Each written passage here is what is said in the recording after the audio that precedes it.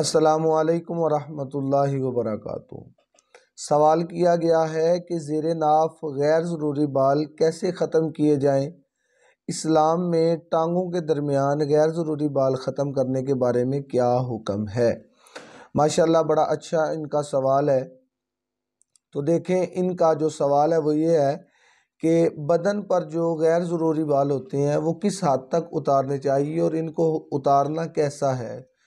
تو دیکھیں یہ جو بدن کے اوپر غیر ضروری بال ہیں، مثال کے طور پر بغلوں کے اور زیر ناف جو بال ہیں، ان کا اتارنا یہ حضرت ابراہیم علیہ السلام کی شریعت میں بھی تھا اور نبی کریم علیہ السلام کی شریعت مطہرہ میں بھی موجود ہے۔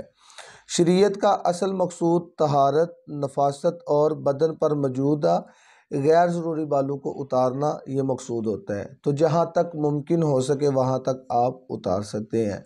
تو غیر ضروری بال جو ہیں یہ بغلوں کے اور جو زیر ناف بال ہیں، جہاں تک آپ بآسانی پہنچ سکتے ہیں، آپ اتار سکتے ہیں، وہاں تک اتارنا ان کا درست عمل ہے۔ تو امید ہے کہ ان کے متعلق آپ کو اس کی بخوبی سمجھ آ چکی ہوگی۔